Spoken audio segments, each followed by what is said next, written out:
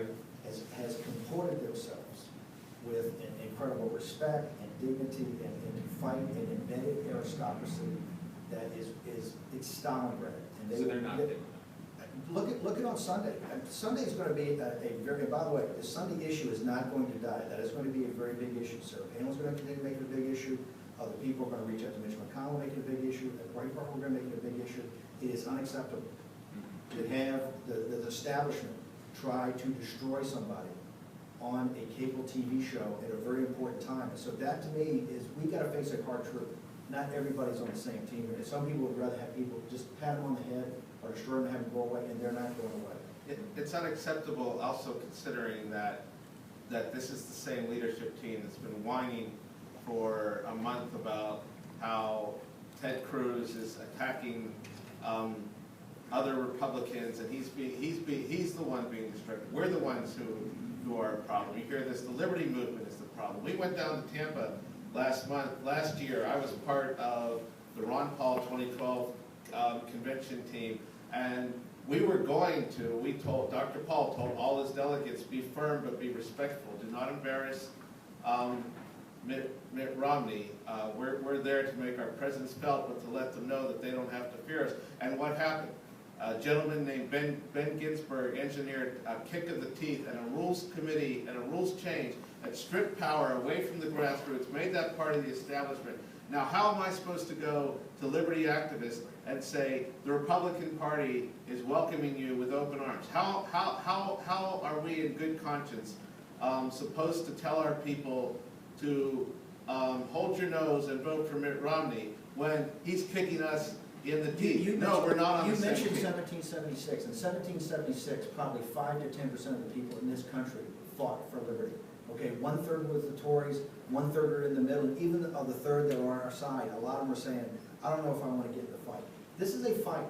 This is a fight for our country. It's not going to be done by cocktail parties and you know, dinners. Panels. It's panels. He says it's not going to be done by panels. If you've done what Ron Paul's guys did in the street, what Ted Cruz is doing, what Sarah Palin's doing, right? What these new media sites are doing, what Brent Bozell is doing with For America, that is what's going to win this fight. And guess what? It's going to be quite ugly, I believe. And you can see the ugliness on Sunday. That said, we do want to build a big team, and a diverse team.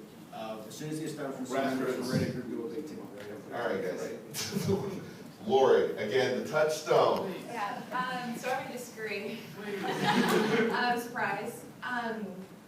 So here's the thing, and I hope that this comes off coherent as I see it in my head. So I think there are two fronts. I think that policy is a spectrum. I think that the AFPs of the world, the Freedom Works, all of those people are incredibly necessary because they paint an ideal of where we should be, where we would like to go. It's an active base that cares passionately about what they think we should be as a nation. Then there's everyone else. And this is where like the American Enterprise Institutes and groups like that sort of work, which isn't in this like 100 or nothing. You know, like maybe we should take that 10-for-1 tax deal, right? Like because it's unrealistic to think that tomorrow there's going to be a broad enough base supporting AFP, Heritage Action, Freedom Works. As much as I hope they grow, I love these organizations and I hope that they grow and that they expand and support. But you have to work on solutions that are feasible for the immediate term, and Norm is sighing at me right now because I know that he does not like that statement. But I just don't think so. I mean, just because inside of the activists, inside of conservative activists, I was at Right Online 3 weeks ago and had a Florida activist try to explain to me that I needed to help her because FEMA was going to raise her national flood insurance program rates. It's like keep the government hands off of my Medicare, right? So there is an extent to which rallying the base is incredibly helpful, but there's also like sort of an extent to which policy is actually made in Washington, and I think we should push that envelope as far as you can in the direction of liberty. But I think that at some point, I wish, so to your original question, I do think that there is an increasing divide inside the conservative movement. I think the RSC is increasingly separated from the rest of the Republican Party, and I think RSC is having trouble within its own ranks because they just kicked Heritage out of the RSC members meeting. These are really bad signs if what you want is people to come back together. But in the policy community more broadly, I actually think that we are reaching more towards synthesis once you move away from the Hill. I think that, you know, back original statement. I think that Ross Douthat and Ben Domenech actually get closer together every time they write an op-ed about where the conservative movement should go. I think that they are sort of winnowing in on a sweet spot that I'm really, really in favor of. I would like to think that we can get that to people on the Hill. I'm less sure about that because the divide does just seem to be increasing. I do not think that that's helpful. Laura, you're welcome on my team any day. For sure. And on the farm bill, you and I were together, and there's an example where the policy community, the activist community on agriculture subsidies got rolled by the establishment, and they didn't want to hear the reform ideas. They wanted to pass a big spending agriculture bill and then distort the position of the coalition by saying, well, it was just a farm bill, and you said you didn't want a farm/food stamp bill, so we gave you what you wanted. Why are you mad at us? So I actually spoke we spoke on the phone last week about Tampa, Alice and I. And it's very interesting. Alice, you know, you're kind of classic Texas Tea Party, and would it be fair to say that that experience colored or shifted or maybe radicalized is the wrong word, your perspective on some things? Definitely. And I think a coalition was built actually between conservatives and libertarians in Tampa. I was telling Nick, I was sitting at Hope and Change sitting next to Pat Cadell when the floor vote was happening. And my phone was going nuts, and I looked at Pat and I said, I am just totally sick to my stomach. I said, right now I'm watching this documentary, Hope and Change, of how these Democrats were completely snowed. And right at this very moment, Republicans all across this country are being completely snowed because they have no idea that their states' rights are being taken away. And to me, as a conservative Republican Texas mom, it opened my eyes to reality.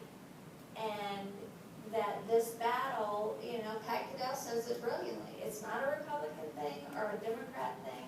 It's an American thing. And when we start fighting for freedom as Americans for the next generation, that's when we'll get back on course. And I think that on the Hill and in the Capitol in Austin, you can tell people like Lieutenant Governor David Dewhurst, who went from that establishment type, you know, label to understanding what the big picture is and fighting like a pissed off dad.